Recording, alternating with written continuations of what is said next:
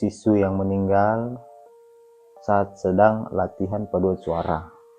Dan dijelaskan di sini orang-orang itu mengaku mendengar lonceng kecil berbunyi 3 kali dari ruangan itu.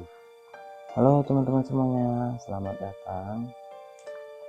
Kali ini saya akan menceritakan kepada teman-teman semuanya mungkin sebuah kisah yang datang dari anak sekolah ya, anak sekolah yang mana cerita ini menjadi pengalaman horor ya bagi mereka. Oke. Dan judulnya itu lonceng 3 kali. Oke teman-teman, langsung saja kita mulai ceritanya ya. Nah, jadi kejadian ini terjadi di sebuah SMP negeri di kota kecil saat aku duduk di kelas 8. Sekolahku terkenal tua dan angker, bangunannya masih bergaya Belanda dengan lorong panjang dan ruang-ruang kosong yang tidak pernah dipakai. Yang paling bikin merinding adalah ruang musik lama di ujung lorong belakang. Katanya ruangan itu sudah ditutup sejak siswi yang meninggal di sana 10 tahun lalu saat sedang latihan paduan suara. Tapi anehnya, setiap malam Jumat Kliwon, orang-orang sekitar mengaku mendengar lonceng kecil berbunyi 3 kali dari arah ruangan tersebut.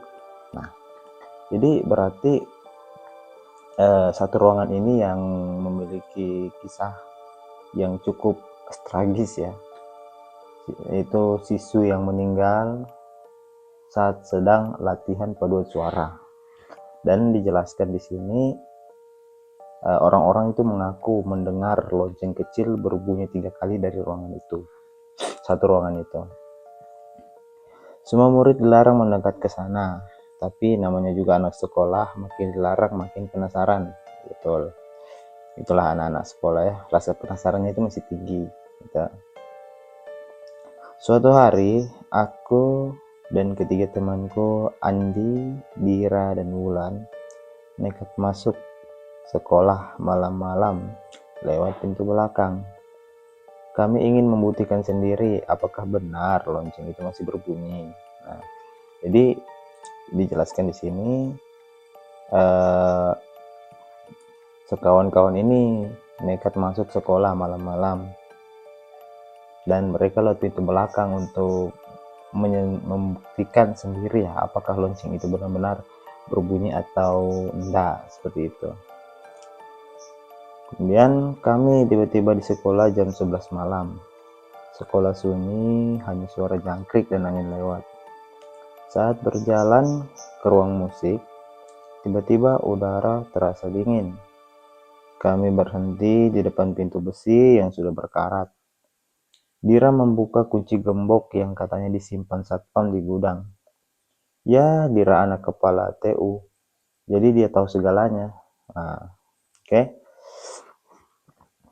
Begitu pintu terbuka, bau apek dan debu langsung menyergap. Di tengah ruangan ada panggung kecil, dan di atasnya tergantung sebuah lonceng perak kecil yang berayun pelan meski tak ada angin. Oh, seperti itu ya. Kami menahan napas, lalu ting, ting, ting, lonceng itu berbunyi sendiri.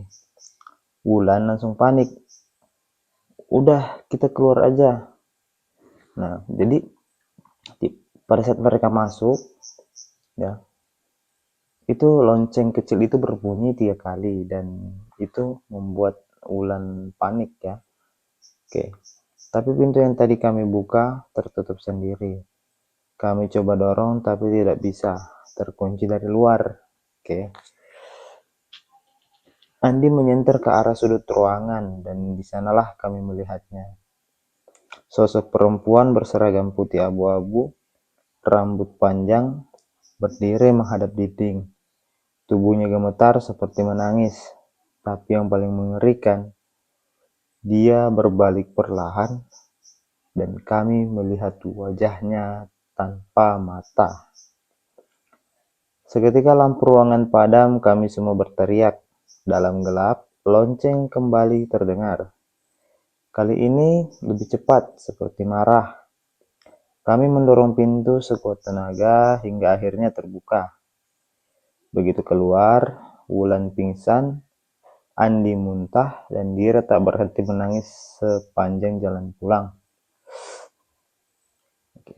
Begitu keluar, Wulan pingsan, Andi muntah, dan Dira tak berhenti menangis sepanjang jalan pulang. Keesokan harinya kami dipanggil kepala sekolah. Anehnya mereka tidak marah, justru berkata, kami sudah sering peringatkan, yang mengganggu dia akan dihantui balik. Sejak malam itu, setiap tengah malam aku sering mendengar lonceng kecil berbunyi dari bawah tempat tidurku. Oke, jadi ceritanya setelah mereka memasuki ruangan tadi ya, mereka sering diganggu ketika mereka pulang ke rumahnya masing-masing ya, sering diganggu. Oke. Jadi kesimpulan dari cerita ini ya, yang kesimpulan pelajaran yang dapat kita ambil yaitu jika ada tempat-tempat seperti itu dan sudah dikatakan sama orang-orang tua ataupun guru ya, ini kebetulan di sekolah, jangan sekali-sekali masuk ya, kita patuhi saja begitu. Kita tidak perlu mencari tahu penasaran seperti tadi, kita menerobos, artinya kita tidak mendengarkan apa yang sudah dikatakan oleh guru kita ataupun orang-orang tua kita ya, karena itu pasti akan berakibat yang tidak baik juga untuk kita ya kan, karena mereka, anak orang-orang tua ini tahu, jadi mereka menyampaikan seperti itu kepada kita. Jadi kalau bisa jika ada diberitahu seperti itu ya dengarkanlah, seperti itu. Nah oke, tamat ceritanya sudah teman-teman. Jadi buat kalian yang mungkin mau saya menceritakan lagi kisah-kisah seperti ini ataupun kalian tertarik, silahkan komentar ya, ataupun di share-share ke teman-teman kalian, dan jangan lupa tekan tanda sukanya ya, dan kita akan bertemu di cerita horor selanjutnya ya. Salam dari saya, assalamualaikum warahmatullahi wabarakatuh, dan sampai jumpa.